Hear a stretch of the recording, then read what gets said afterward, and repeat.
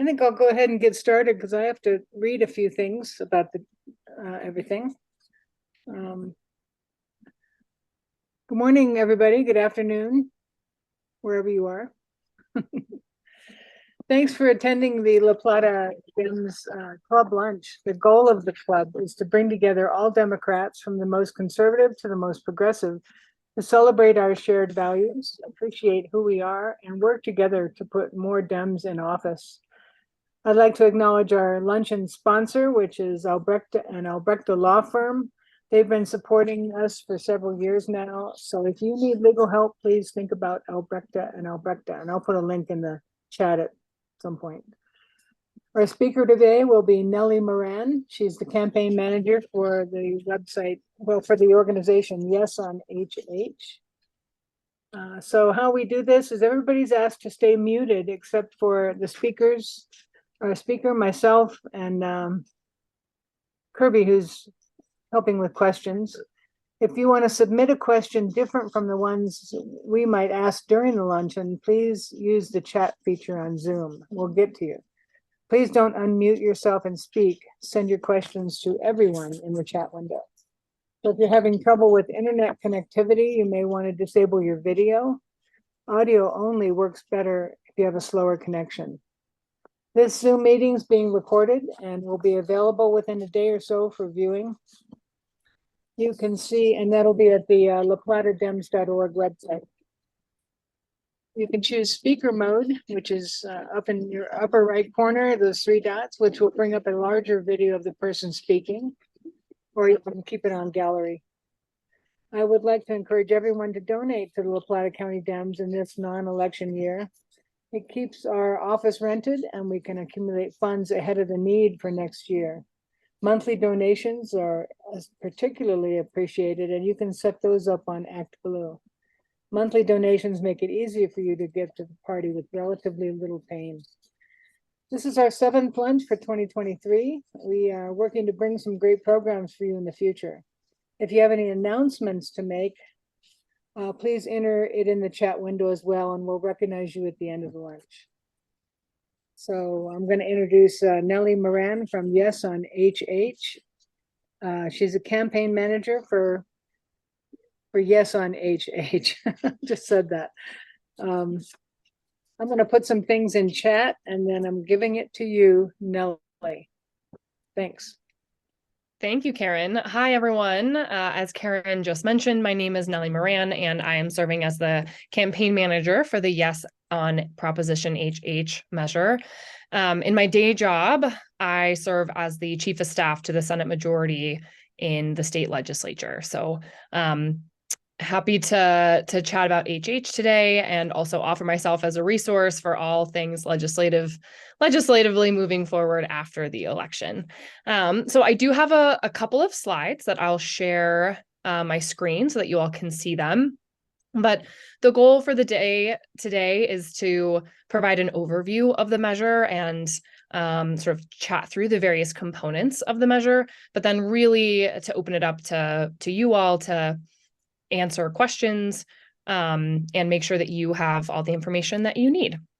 So it sounds like maybe, Karen, you are potentially playing like a moderating role for questions, but if folks have questions during the presentation, I'm open to being interrupted. Great. That's totally fine. But also, we'll defer to your all's process for asking and questions at the end of the presentation as well. Well, we'll do both. So if you're good with asking during, people can put it in, and if you monitor the chat, then you got it. Yeah, I will say it's a little hard to monitor the chat while my screen is shared, but I will do my best. But okay. If I don't see a question pop up, you can interrupt me, or I can make sure I answer it at the end. But if I don't answer your question, it's not because I'm ignoring you. It's probably because I just didn't see it. Okay.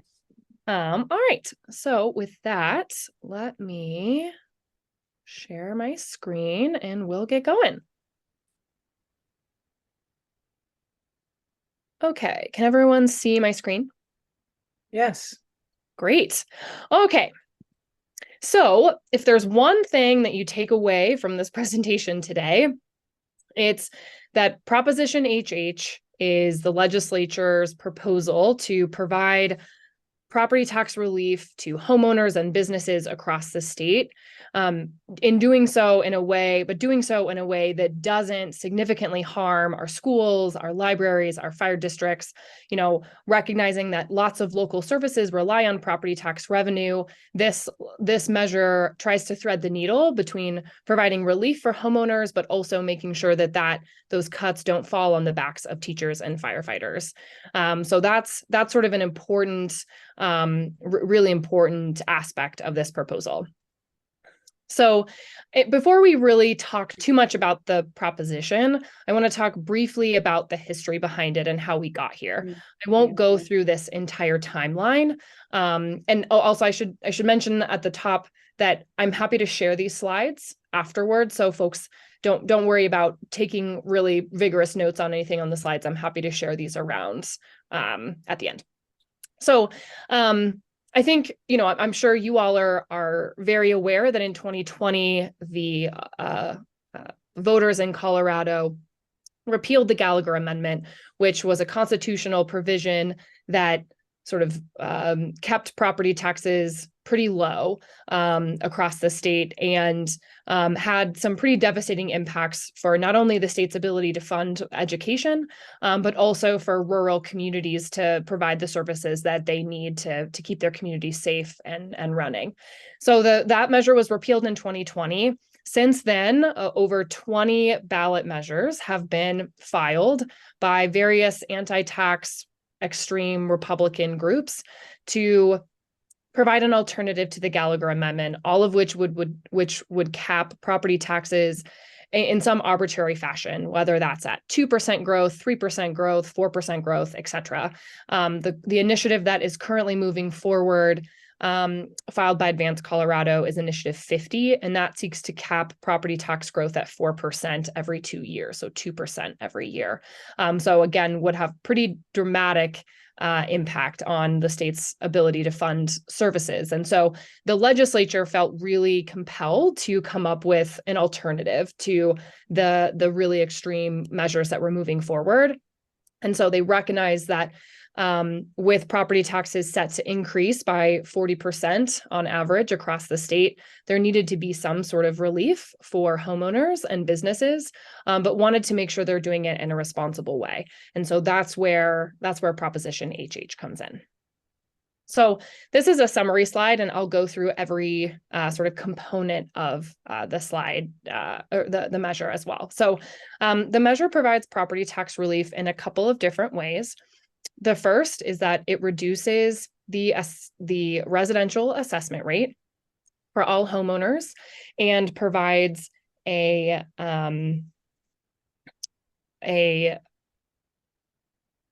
reduction in the taxable value of owner-occupied residences. It also, and I'll talk a little bit more about that on the next slide. And then for businesses, it reduces the non-residential assessment rate by 11% over the course of the duration of the measure, which is 10 years. So every 2 years, the non-residential assessment rate is reduced for an overall reduction of 11%. The measure provides targeted relief for seniors. We recognize that seniors are particularly vulnerable to property tax increases because they're often on a fixed income. And so that the measure does two things. It makes the senior homestead exemption portable, which has been a huge priority of the aging community for a long time. I'll talk a little bit about that on the next slide. And then also stacks the senior homestead exemption on top of the additional savings for homeowners. And so it expands the benefit of the senior homestead exemption. The measure also sets aside up to $20 million of rental assistance for folks who are renters, because we recognize that they are not immune to property tax increases. And then finally, the measure seeks to put what we call a soft cap on property tax growth moving forward. And what that is a cap set at inflation for counties and local districts, and sets up a process for the local district governing board to make decisions about retaining revenue in excess of that cap. And there's a public process, and they have to hold a public vote in order to retain any of that additional revenue, but does not need to be a vote of the people. So the goal here is to really honor the fact that property taxes are a local tax, and we want local elected officials to be making the decisions about property tax revenue that are best for their communities. So a little bit more in-depth, savings for homeowners. As I mentioned, it reduces the residential assessment rate from 7.1 to 6.7. And then it provides a reduction in the taxable value of your home. So in 2023, the taxable value is reduced by $50,000. So for example, if your home is valued at $350,000, only $300,000 of your home would be subject to tax. And then that reduction is $40,000 in 2024 and moving forward. This equates to an average savings of about $1,000 every assessment cycle. So pretty substantial savings for homeowners. This seeks to essentially cut the increase in half that folks are seeing this year. Here's a slide that has a couple of different examples depending on the home value of how much a homeowner will save. As I mentioned, the savings for seniors is expanded and targeted. So the senior homestead exemption currently, as I'm sure many of you know, is $100,000. And in order to qualify for that, you have to be 65 years or older and have lived in your home for 10 years. So this measure does two things. One, it stacks on top of the senior homestead exemption the additional benefits I just mentioned. So essentially, the senior homestead exemption becomes $150,000 in 2023 and $140,000 moving forward. But importantly, the senior homestead exemption is now would become portable with Proposition HH. So previously, if folks are interested in downsizing or moving, that can be a really hard decision because you stand to lose a tremendous tax benefit. And so this would make the exemption portable. So you could move to a new home and continue to claim that benefit. Importantly, this portability mechanism is retroactive. So if you previously qualified for the senior homestead exemption and you made the hard decision to move and lose that benefit, if the measure passes, you would immediately become re-eligible for the senior homestead exemption. So this equates to similarly about $1,000 over the next 2 years for seniors. But if you previously lost your homestead exemption and are becoming re-eligible, that savings is closer to about $2,000. So again, pretty substantial savings here. We recognize that renters are an important part of this equation, even if they are not homeowners. And so as I mentioned, the goal of this measure is to decrease the increase in property taxes. So we know that savings are not necessarily always passed on to renters, but we do know that landlords frequently pass all of their increase in property taxes directly on to tenants through rent. And so the goal is to decrease the amount that could be potentially passed on to renters, but we recognize that isn't enough. And so the measure also dedicates up to $20 million for additional rental assistance that renters can apply for that will assist them in paying for the portion of their rent that is dedicated to property taxes. The savings for businesses are pretty substantial, and that is sort of in direct response to the departure between the non-residential assessment rate and the residential assessment rate as a result of the Gallagher Amendment. So the non-residential assessment rate now is 29%, and this measure ratchets that down slightly every 2 years by about a half percentage point every 2 years to get from 29 down to 25.9%. So overall reduction of 11% for businesses. This equates to millions of dollars in savings over the course of the measure. But of course, we recognize again that the legislature, in good conscience, can't just cut property taxes without any regard for the local services that rely on property tax revenue. And so a lot of folks are particularly confused about how this might impact schools. And so it's important to talk a little bit about the additional funding piece of this. So the state will use and is asking the voters to approve a change in the Tabor calculation, and that the additional revenue that is retained goes to backfill 100% of the lost revenue to school districts, and then a portion of lost revenue to other local services across the state. And we'll talk a little bit about sort of how that mechanism works.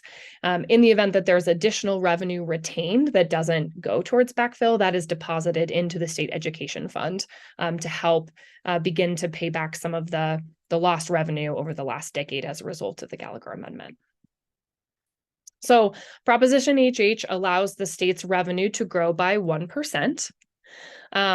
This is a graph here that demonstrates sort of what this change looks like in the aggregate. So that dotted line at the bottom there is the original Tabor cap. The dashed gray line is the referendum C cap that was approved by voters in 2005.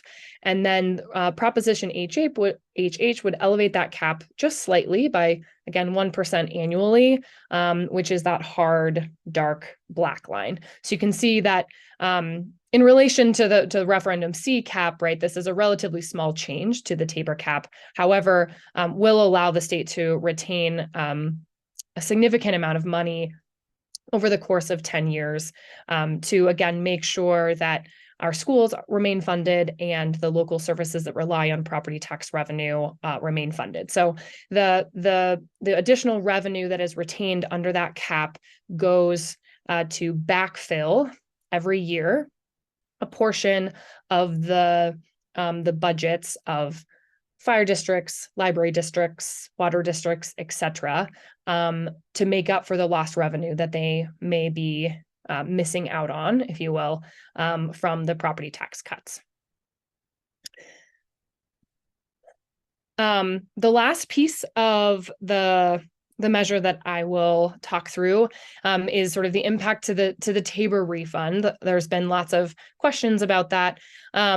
And it's a little bit confusing. So in the first year, the measure would make Tabor refunds flat. So that would be similar to what the legislature did last year, where everybody received the same amount of money. This is a more equitable distribution of the Tabor refund. So the vast majority of taxpayers will see their Tabor refund increase in 2023 if the measure passes. So anybody making less than $99,000 will see their Tabor refund increase if the measure passes. But in 2024 and beyond, because the state is retaining additional revenue to backfill schools and local services, there is a modest reduction in Tabor refunds. In 2024, that reduction is projected to be about $46.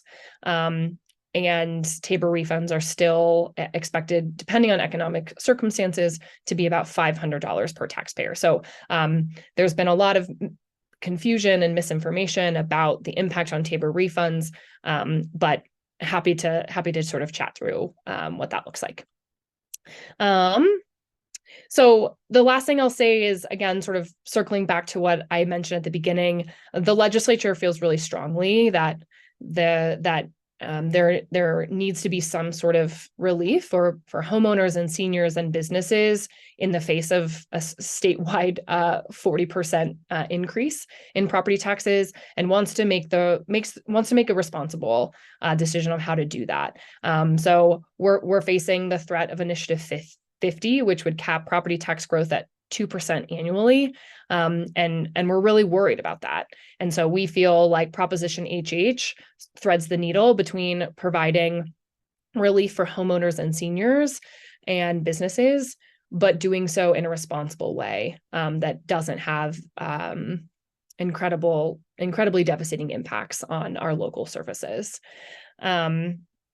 So this is just a slide of many of the organizations. It's not exhaustive, it's not everyone, but many of the organizations that have endorsed the measure. Notably, that is not on here is the AARP. They just endorsed the measure on Monday. So you can see there's lots of groups from around the state who have chimed in to throw their support behind the measure because they know that it's responsible and a thoughtful way to provide relief and put the state on strong financial footing. So those are my slides here. I'm going to stop sharing so that I can more easily see you all. Okay. All right, that's my overview. I hope that wasn't too much of an information overload for you all. But at this point, I'm happy to answer some questions. I see maybe there's some in the chat that if you want me to start with those, I'm happy to do that, Karen. Okay, I'm getting a thumbs up. Okay, all right, so let me just see here. Okay, sorry, some of these are really long. Okay, so HH places a cap on local district property collections at the rate of inflation. If revenues are projected to exceed the cap, the local government reduce its property tax rate. The governing body of a district wants to retain, it must send a notice. Okay, that was just a quote. Okay, these look just like they're notes, maybe not questions. Sorry, everyone. I'm just reading the chat here. So, okay, so it looks like to me the first question is please explain the backfill. Is that the first question, Karen? Yeah. Okay, so it says please explain backfill. Our county's average valuation went up 37%. Doesn't backfill only help those counties with 20% or less in rise in valuations? Yes, thank you for the question, Karen. Or whoever submitted it. And I see we have a county commissioner on the call. I'm not sure we've met before, but nice to meet you. So yes, that's a great question. The answer is you are correct that the backfill only goes towards counties who see less than a 20% increase in their revenue in a given year. So the goal of the measure is to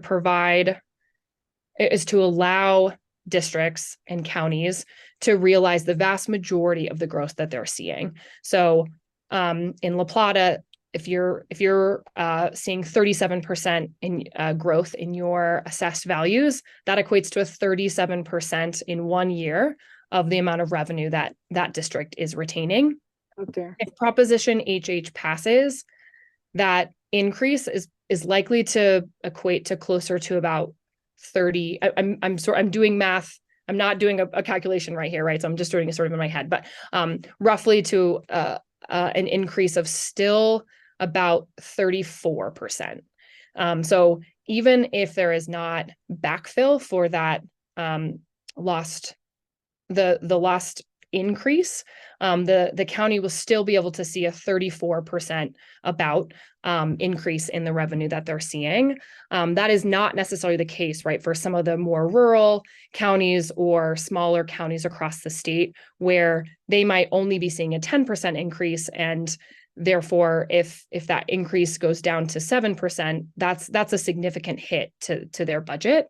And so, we are trying to target the backfill to places that are going to have significant reductions to their increase. That being said, I think it's important to clarify 2 points.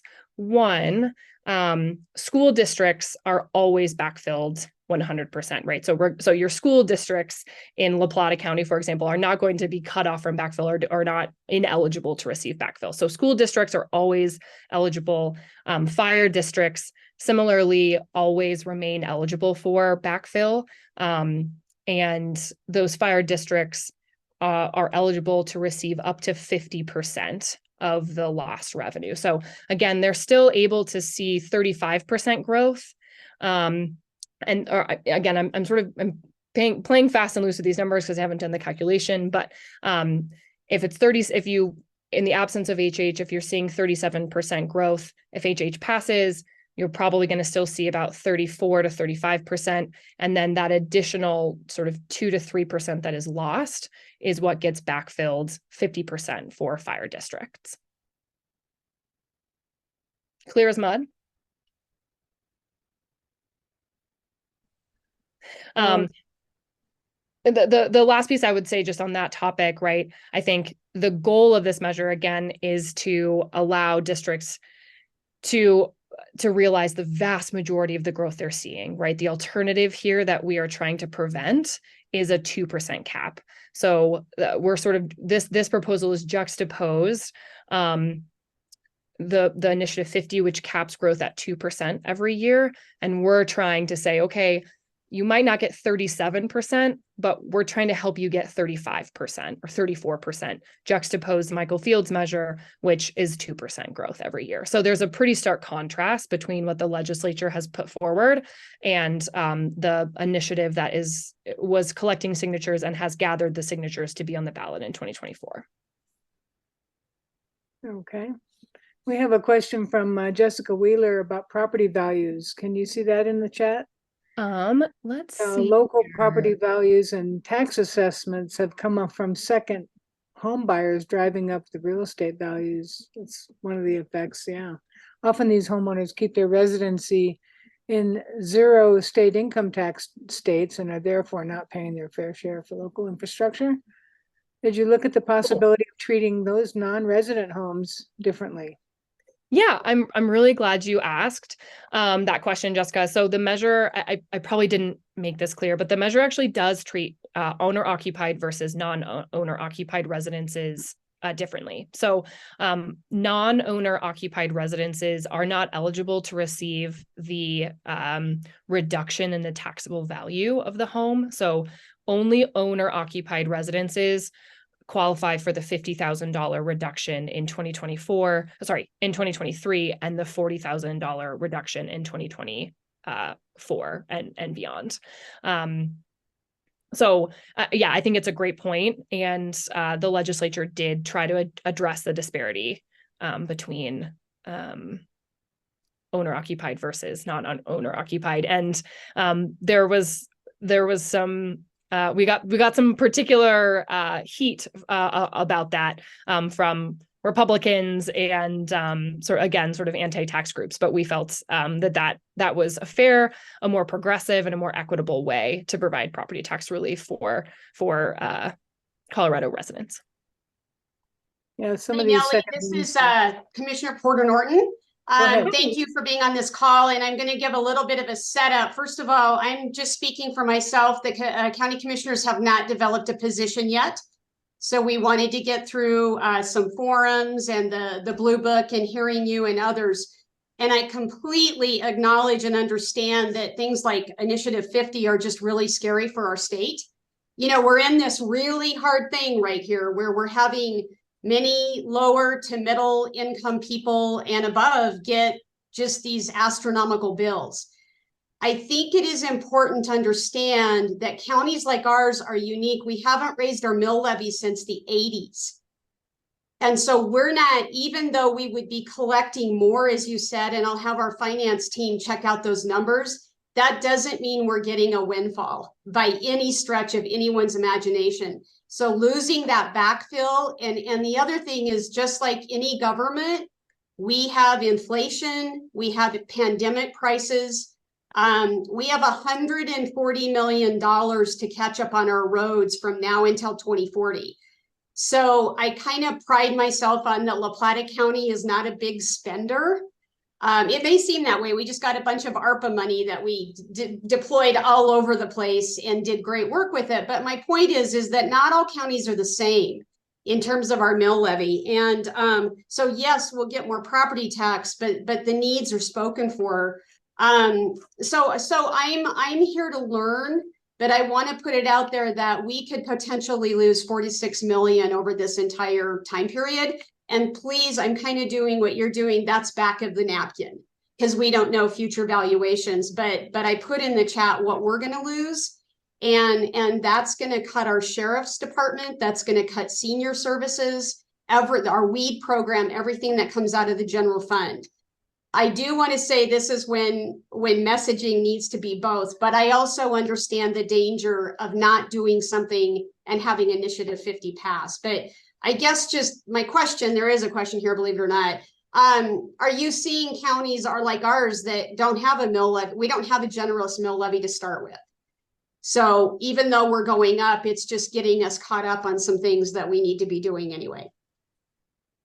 Yeah, and I certainly appreciate that every county is different, right? And truly part, I mentioned this in the presentation, part of the goal of Proposition HH is really to return property tax conversations to the local level, because we feel strongly that the state should not actually be dictating statewide policy for property taxes, right? That doesn't make sense. They're collected at the local level. The funds are dispersed at the local level, right? So we want local electeds to be making those decisions. So that's a huge component of this that we feel strongly about.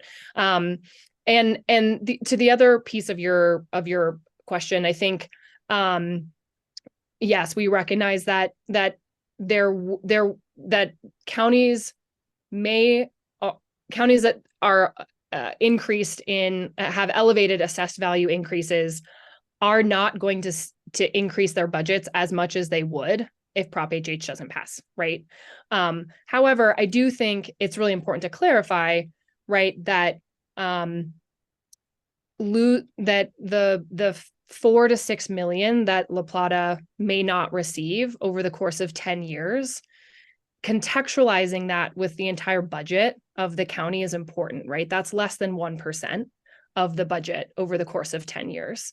And that is not me saying you don't need that $5 million at all. So I don't want you to hear that, but I think it's important to contextualize like how much funding are we talking about, and what is the decrease going to be? And it's not a decrease in the base level of funding. It is a decrease in the increase that you're seeing. And the goal of this measure is to allow you all to receive as much of that increase as possible.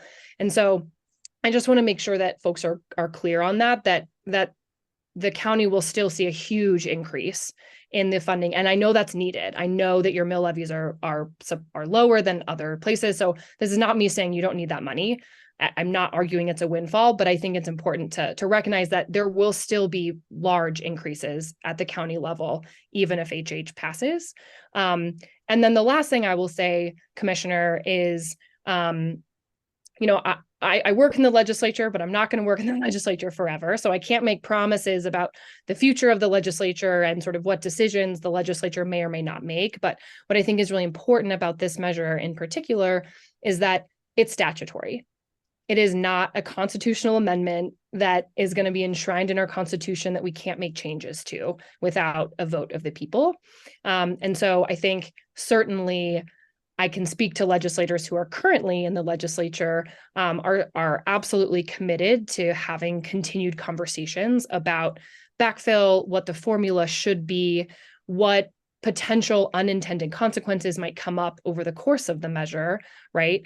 And making tweaks and adjustments, because the legislature has the power to do that, because it's just statutory. It's not a constitutional amendment like Gallagher was that ended up having tremendous unintended consequences, but was incredibly difficult to change.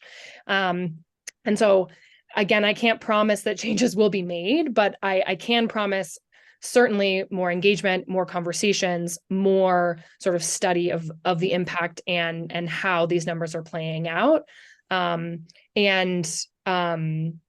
Sort of making sure that the measure is being implemented and having the effect across the state that it was intended, which is to provide property tax relief for homeowners and seniors and businesses, but doing so in a way that isn't going to cause dramatic cuts in services, because that is absolutely not the goal. And if that somehow starts to materialize, right, I think you'll see a revisit to what that backfill calculation looks like. Okay, and I just am going to correct the record. I don't think that we're going to have huge revenue coming into La Plata County because of these increases, just because our mill levy is so low. So Appreciate your answer. I understand your perspectives. We're still evaluating it. And I think it will have an impact locally, but yet I know 50 would be much worse. I think one public policy issue going on here is, do we take money from counties to fund education? That's one of the public policy issues going on here. And then, of course, the extremely serious issue, as well as funding education, as giving relief to seniors and renters and all of that. So there's a lot in this enchilada pan that I think we're sorting through, but I don't want anybody to leave this call thinking La Plata County is getting a huge windfall, because we're not. And I'd be happy to do an Excel spreadsheet. It's hard to do these calculations if we don't know the future valuations, but I appreciate your time. And I know there's some other people that are wanting to get questions answered in the chat, but thanks for being here. Yeah, and to that point too, County Commissioner, happy to chat offline as well, answer any questions that you have as you are working through spreadsheets and calculations. I fully recognize that there's lots of moving pieces and variables. So if it's helpful to chat offline, I'll provide my contact information, and I'm more than happy to chat about it as well. I see there's a question about the Library Association and sort of the impact on libraries. So I'll touch on that. So very similarly to the conversation we're having about counties, right? Funding for libraries is not going away. The calculation for sort of property tax revenue, right, is the value of a home times the assessment rate times the mill levy. So if assessment rates are increasing, in directly proportional as property tax revenue is also increasing. So for libraries, again, depending on where they live, where they're housed, they may or may not be eligible for backfill in the reduction to the increase, but libraries districts will still be seeing the increase in their funding as a result of the increase in valuations. So again, depending on, if a library is in a county that has less than, or in a district that has less than 20% assessed value growth, they will be eligible for between 90 and 100% of the potential reduction in that increase. And if they're in a county that is seeing more than 20%, then they're not eligible for backfill. But what that means, if they're not eligible for backfill, that means their budget is increasing by more than 20% in 1 year. Again, not me arguing they don't need that money, but it is me arguing that they're not seeing a reduction in their funding, and their funding is not being eliminated, right? It is increasing by over 20% in 1 year. So I recognize there's no animosity here, right? I recognize it's all complicated. So I don't blame the Library Association for being confused about that.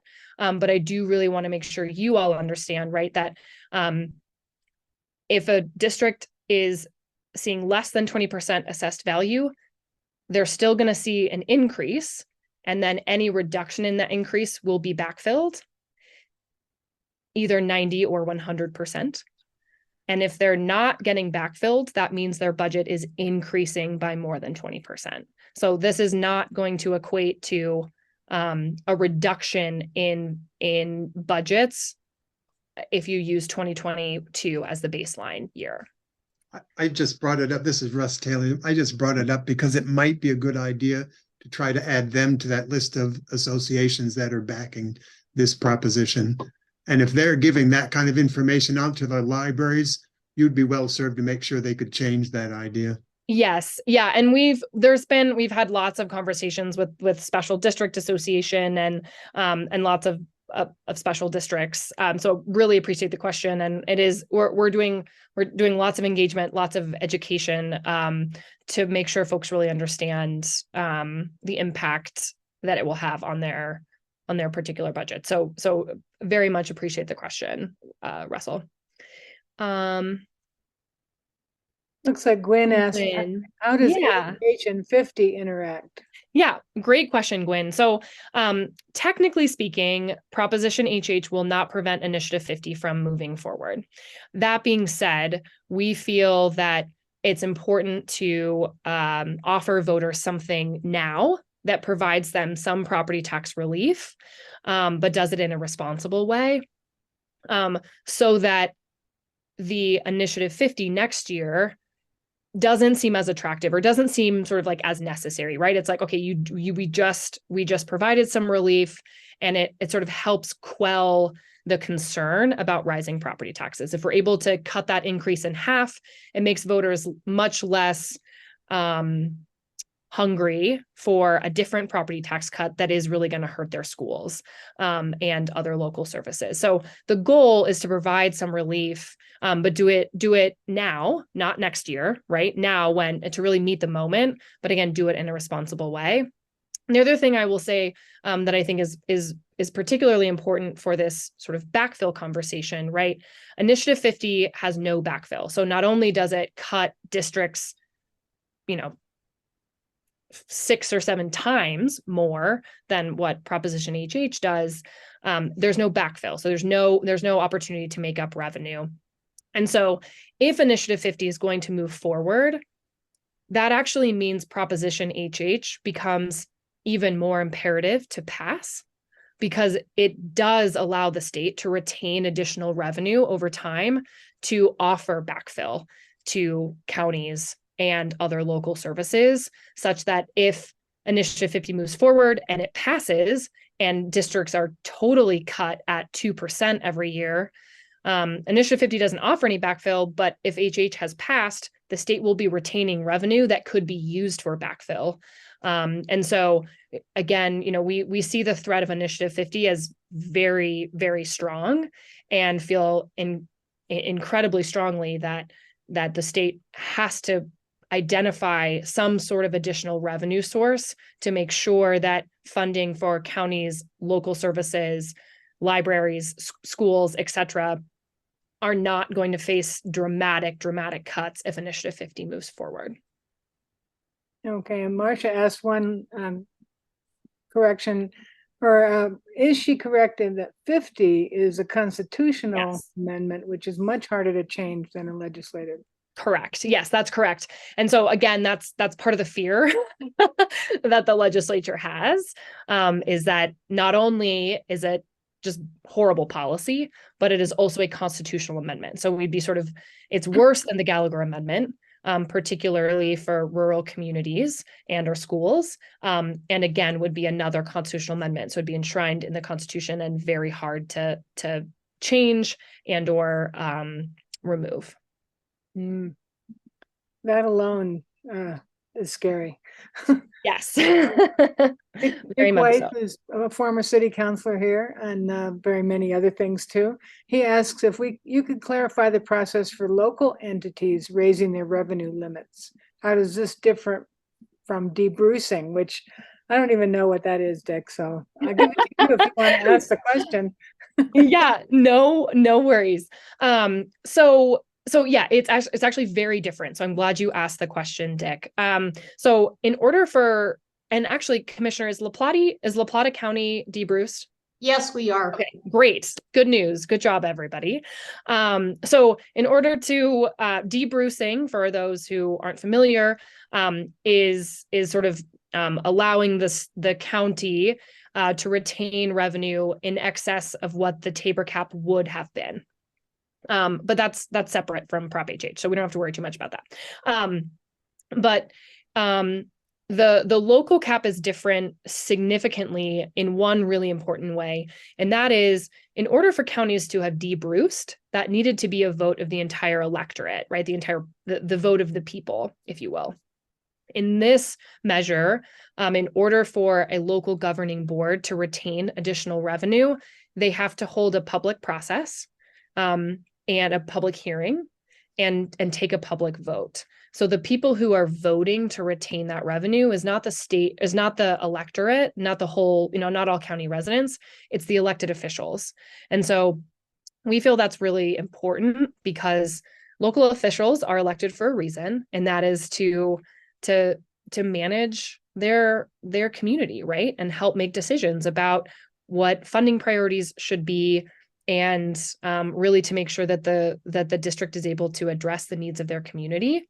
And so if the local elected officials feel that it is important to retain some amount of money over that cap, they just have to say, hey, we need to buy a new fire engine, or we need these jail upgrades, or we need to increase bus rapid transit in this corridor, right? I'm just making up examples, but they can identify funding needs and say, this is why we're retaining this revenue, and this is what it's going to go for.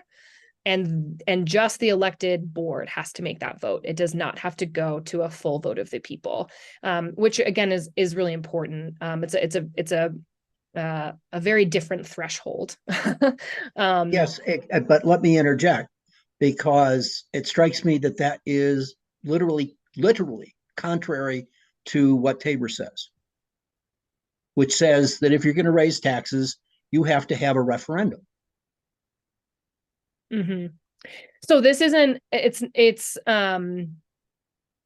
yeah, I guess I see what you're saying. But in order for this to be implemented, right, it has to be approved by the voter. So this would be saying, okay, the voters are approving for these decisions to be made at the local level. I think you're going to, if HH passes, I think that provision will be challenged in court.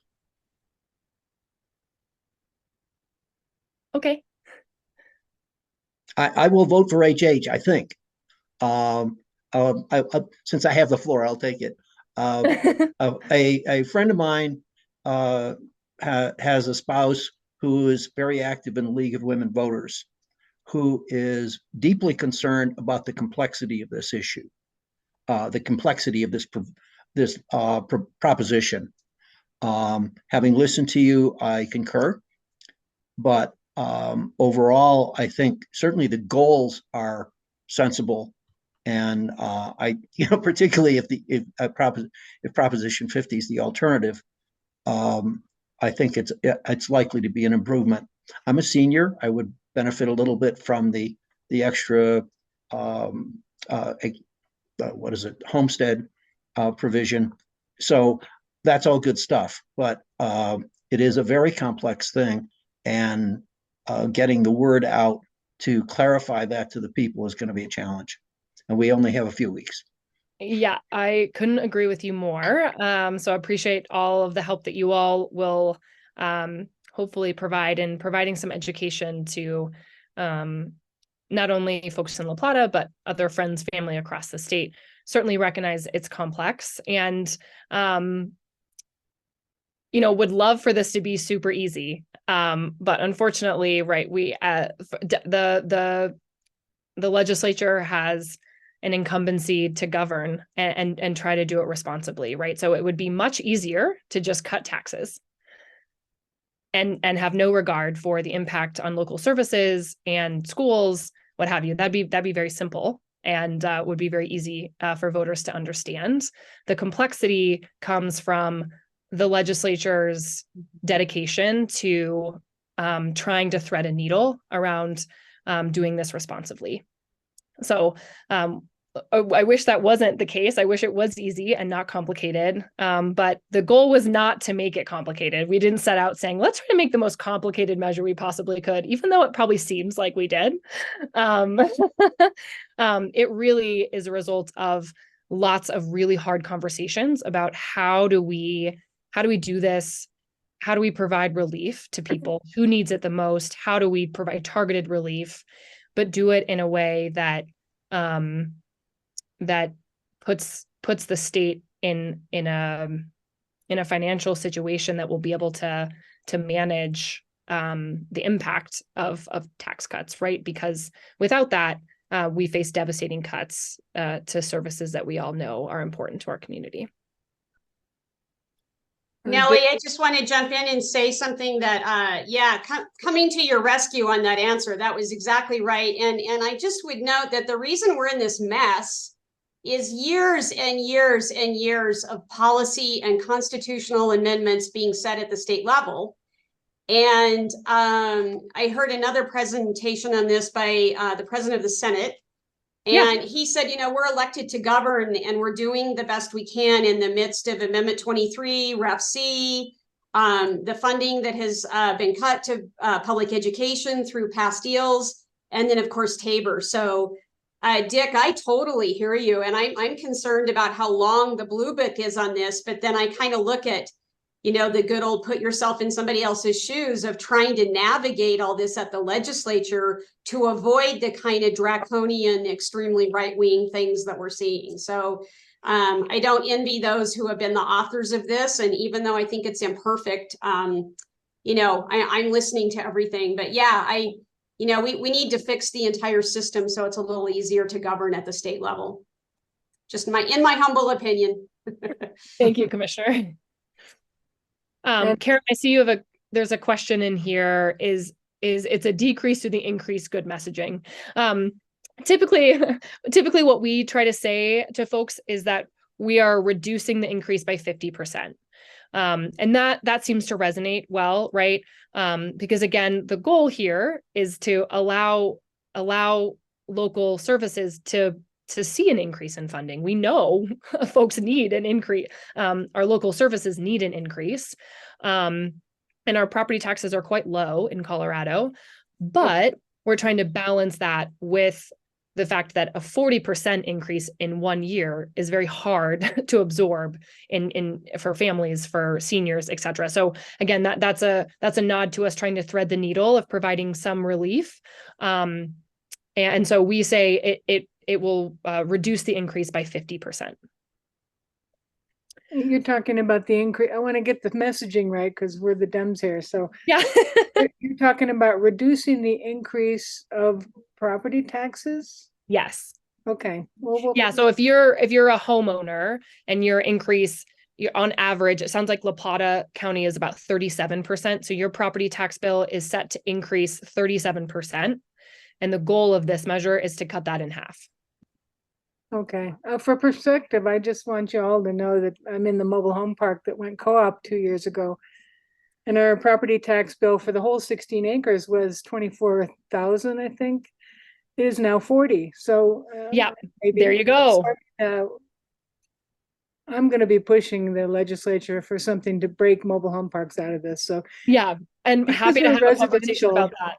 Yeah, you know, that means it doesn't mean more than a $12 per person increase in our park, but for some of our seniors, that's like what?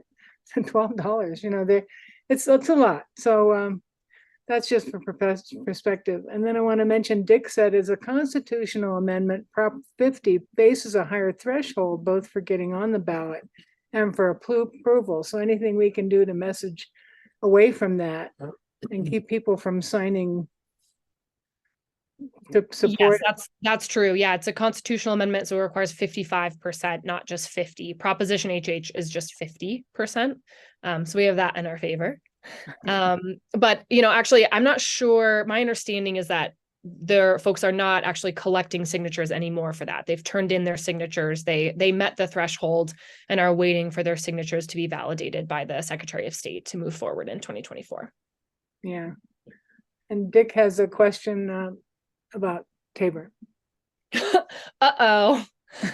I'll do my best. Oh, shoot. I think you're muted.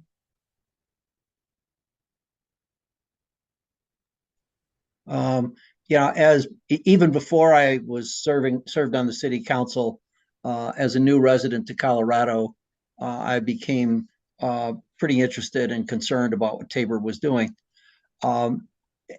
The real hassle with Tabor is that everybody knows that you get to vote on tax increases. What they don't know is all of the other stuff that is in Tabor. Yeah. My personal pet peeve is the one-liner. It's literally a one sentence that prohibits real estate transfer taxes, or for those few communities that already had them before Tabor, increasing. We've got an affordable housing crisis all over the state, and the Telluride and Aspen specifically, these very, very high-end communities, had to have a real estate transfer tax that they instituted in the 80s, and it provides their funding for affordable housing. We desperately could use that in Durango. We have an increasing number, with this huge increase in property values, that people are people largely outsiders. I'd love to know how many institutional investors are responsible for driving up our property values. But when those properties are sold, 1%, let's pick a number out of the air, 1% of those sales would really, really help the city and the county in terms of the potential revenue that we have to deal with a very difficult housing issue.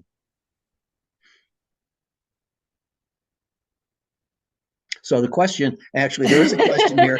The question is, I know I've mentioned this to Barbara McLaughlin on a couple of occasions, but is this idea is being floated at all in the legislature? I'd love to see the legislature refer an issue that would really be simple. It would delete that one question, one sentence from the Constitution, or else modify it to say it won't be prohibited, but you can't have more than X.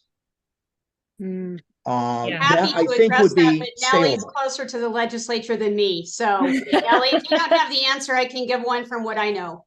Yeah, I'll defer to you, Commissioner, and then provide some insight too.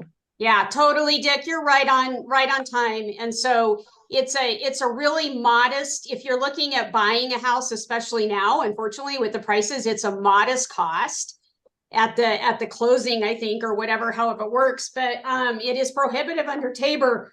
The counties belong to two lobbying groups. One is more middle of the road and involves like everybody. It's called CCI.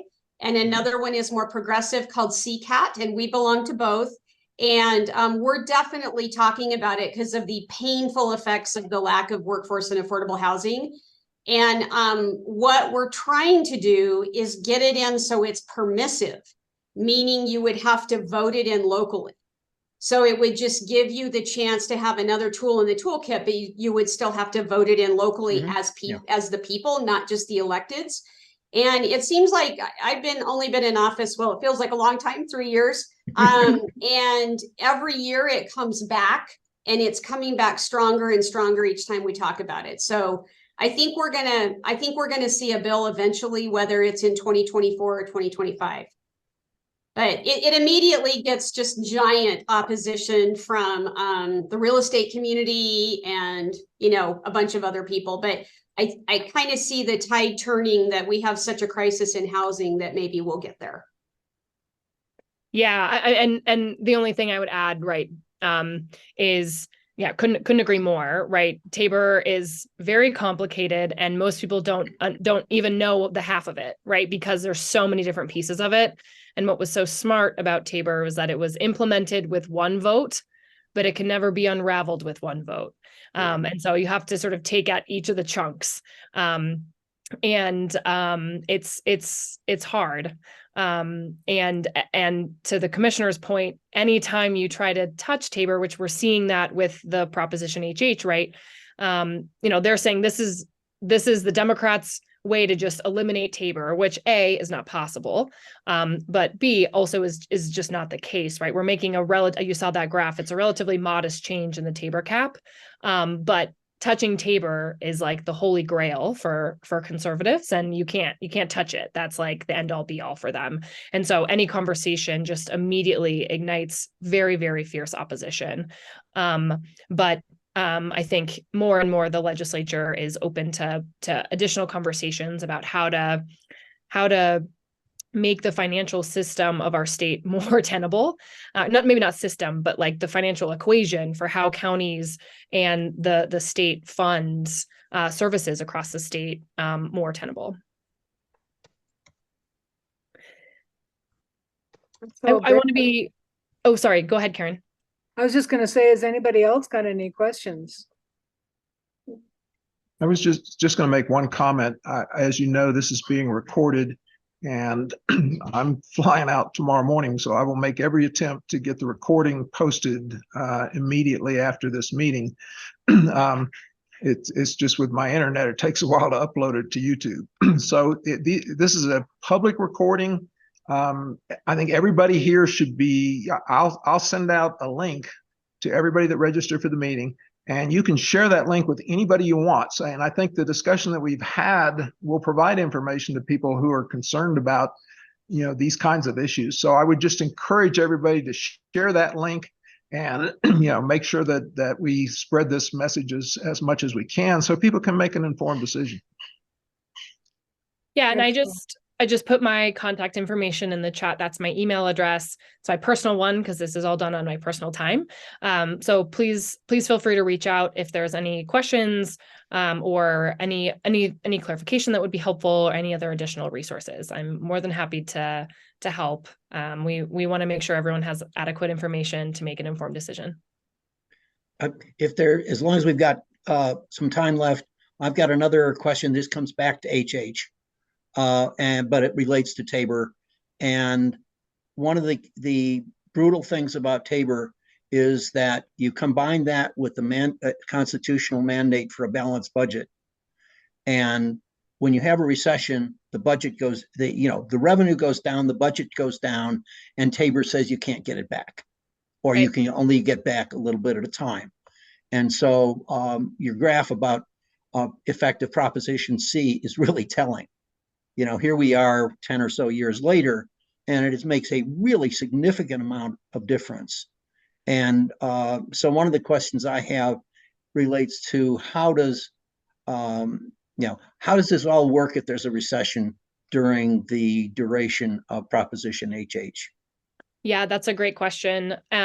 So essentially the way it works is the revenue cap, the additional 1% compounds over time every year. So in the first year, the projections indicate that about 170 million will be retained, and then the next year it's about 370 million. And the backfill, so after 2 or 3 years, the amount of revenue that the state is retaining exceeds the amount of money that is needed for backfill. And what's great about that is that, to your point, it allows the state to save a little bit of money, which is a shocking proposition for the General Assembly at this point, because we never have been able to do that. But would the additional retained revenue that doesn't go towards backfill theoretically can be saved to sort of squirrel away money in years that we may not be receiving adequate funds for backfill. So the idea, right, is by alleviating some of the pressure on the general fund and providing a little bit more breathing room and allowing the general fund and the General Assembly to save some of that money, they're able to plan for rainy days and plan more for a recession in the future. Great. Ann Markwood would like to make an announcement. There she is. Hi, everybody.